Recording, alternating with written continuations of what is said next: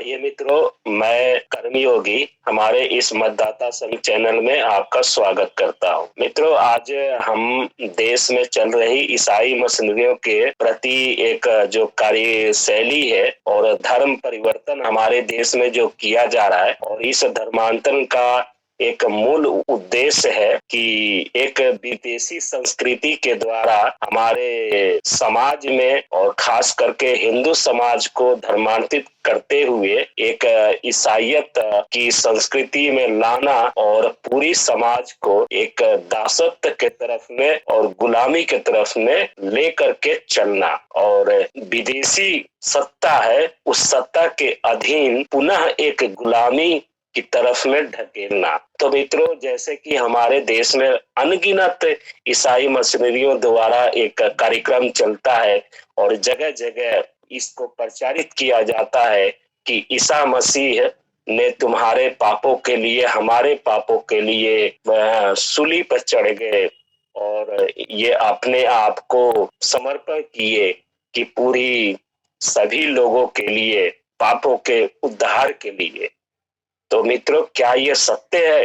इसकी सत्यता क्या है और इसकी वास्तविकता हमें कैसे पता चलेगी?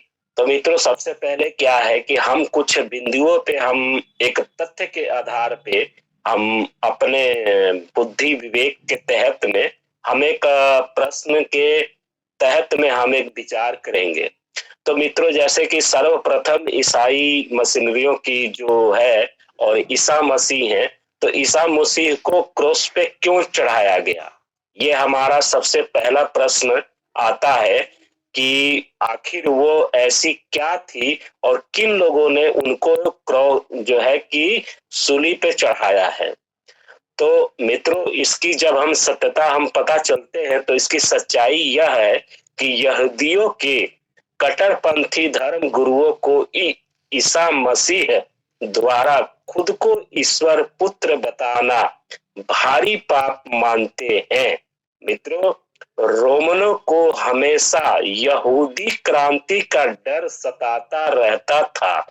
इस कारण कट्टरपंथी धर्म गुरुओं ने इस बात की शिकायत रोमन के गवर्नर पिलातुस को कर दी, जिसके बाद इस शिकायत पर पिलातुस ने ईसा को क्रूस पर लटकवाने की सजा सुनाई। तो मित्रों, यहाँ पर जो ये घटनाक्रम है, ये घटनाक्रम स्पष्ट तौर से है कि रोमनों को हमेशा एक यहूदी क्रांति का डर सताता रहता था, जिसके कारण इस क्रांति की डर की वजह से रोमनों के जो लोग हैं वो उन्होंने रोमनों के गवर्नर पिलातुस के पास में इसकी शिकायत की।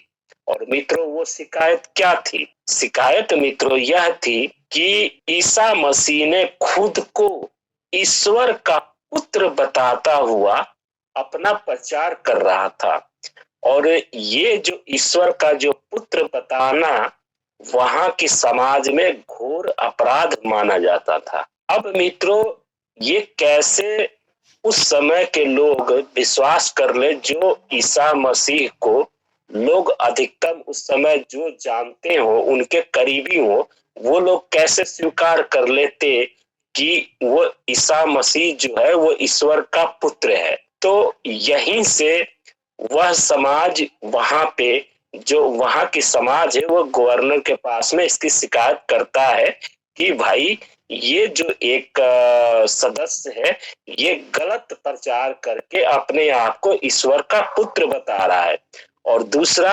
हमें डर है कि ये यहाँ पे गृह युद्ध की एक स्थिति बना देगा, जो एक क्रांति के रूप में हमारे देश के लिए सही नहीं है, तो जिसको राष्ट्रद्रोह कहा जाता है।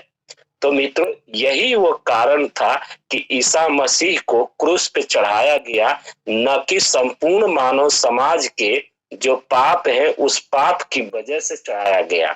और मित्रों, क्या अगर संपूर्ण मानव समाज के पाप के उद्धार के लिए, पापों को क्षमा करने के लिए अगर ये क्रूस पे चढ़ाया गया, तो क्या मित्रों इसके बाद में पूरे विश्व के अंदर में ईसाइयों के पास में क्या अभी तक में किसी ने कोई पाप नहीं किया, किसी ने अपराध नहीं किया? अगर अपराध नहीं किया, अगर पाप नहीं किया, तो फिर वहां पे वो अमेरिका हो चाहे अन्य देश हो, वहां पे ये न्यायपालिका का जो कोर्ट होता है, कानून होता है, वो किस लिए है? वो फिर कौन सी चीज के लिए है? और दूसरा नंबर कि मित्रों सबसे पहले क्या है कि अपराध को क्षमा करना ये एक रिलीजन हो सकता है, रिलीजन सिद्धांत हो सकता है, ये धार्मिक सिद्धांत नहीं हो सकता। क्योंकि किसी भी धर्म के अनुसार ये जो क्षमा करना, ये करना, ये सब सरासर अनुचित है। क्योंकि कर्म के सिद्धांत पर जीव क्यों उसको भागी होता है, वो कर्मों के आधार पे ही पाप और पुण्य के अधीन आता है, और वो जो कर्म है उसके कर्म करने में वो स्वतंत्र है। तो मित्रों मैं यहाँ पे संक्षेप में यही कहूंगा कि ये सरासर जो ये एक मनगढ़ंत बात है कि ये पापों की उद्धार के लिए ही ये क्रॉस पे चढ़ाया गया, ये सरासर मिथ्या है, ये सरासर झूठ है। दूसरा मित्रों हम एक बाइबल से एक लेते हैं, बाइबल के एक है तौतर उत्पत्ति पृष्ठ 1932। यहाँ पे क्या क्या लिखा है, तो अब इसका एक लिखावट आप इस बाइबल के पढ़िए। यहाँ पे मित्रों एक घटना है कि लूत ने अपने बेटियों से, यानी कि मित्रों लूत एक 54 साल का बुजुर्ग आदमी अपने 2 बेटियों से, जो कि स्वयं की सगी बेटी, उसके साथ में शारीरिक संबंध बनाकर बच्चे पैदा किया, और उस बच्चे का नस्ल जो है कि चला है। तो अब मित्रों ये जो घटना है, एक बाप स्वयं अपनी बेटी के साथ में शारीरिक संबंध बनाकर और बच्चे पैदा करता है, क्या ये धार्मिक है? मित्रों कितनी लज्जा, कितनी ये एक तरफ से घटियापन, एक कुकर्म, जो एक पिता अपने पुत्री के साथ में शारीरिक संबंध बनाता।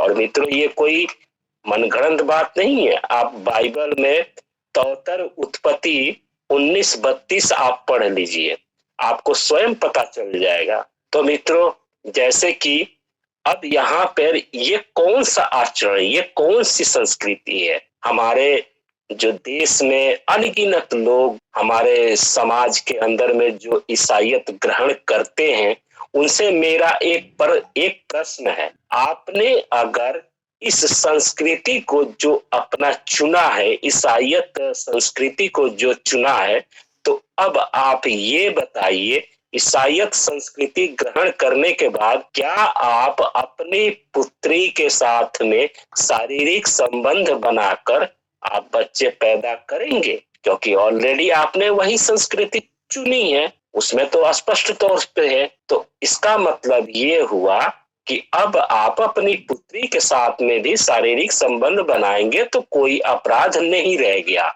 यानी कि हम अपनी संस्कृति को छोड़कर, अपनी संस्कृति को न पहचान कर, और हम ऐसे ऐसे विदेशियों संस्कृति के पीछे अंधों की तरह हम भाग रहे हैं। हमें ये नहीं पता कि भाई इस संस्कृति में सत्यता क्या है, इनका संस्कृति में ऐसी क्या चीज है। मित्रों कितनी शर्मनाक ये सब बातें हैं। दूसरा नंबर ईसाइयों की एक मित्रों मैं देखता हूँ अधिकतम हमारे देश में चंगाई सभा चलता है। वो चंगाई सभा है क्या मित्रों? जैसे कि ईसाइयों की चंगाई सभा में जब हर बीमारी ठीक हो जाती है, तो मित्रों विश्व के सभी अंग्रेजी देशों में बड़े बड़े हॉस्पिटल, रिसर्च सेंटर आखिर क्यों बनाया गया? इसका बनाने का मतलब क्या है? वहां तो भाई संपूर्ण रूप से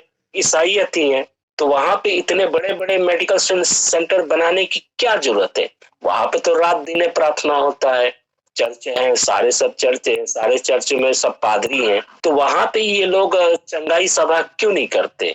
वहां पे उन अंग्रेजों को क्यों नहीं कहते कि भाई तुम्हारे चाहे कैंसर हो या कोई भी बीमारी हो, तुम हालेलुया हालेलुया तुम आओ और चर्च में तुम कहो, तुम्हारी सब बीमारी सब ठीक। यानी कि हमारे देश में और खास करके हमारे जो दलित भाई हैं, अन्य जो आदिवासी क्षेत्र है, वहां पे जाकर के मूर्ख बना रहे हैं ये सब। और ये सब जो ईसाई मशीनरी है, इनसे यही पूछा जाए, मात्र इतना ही एक प्रश्न किया जाए कि जब तुम्हारे ही विदेशों में जो ईसाइयत देश है, वहां पे जब चर्च है, रात दिन प्रार्थना होता है, तो भाई वहां पे मेडिकल कॉलेज, मेडिकल हॉस्पिटल, डॉक्टरों की जरूरत ही क्या है? रिसर्च सेंटर की जरूरत ही क्या है? जब तुम्हारे यहाँ जब रात दिन जब प्रार्थना होता है तो मतलब ही नहीं है, ये सब बंद कर दो, दवा दारू सब बंद कर दो, जाओ तुम चर्च में। तुम हमें आए हो बताने के लिए कि हमारे चंगाई सभा में आप आइए, आपका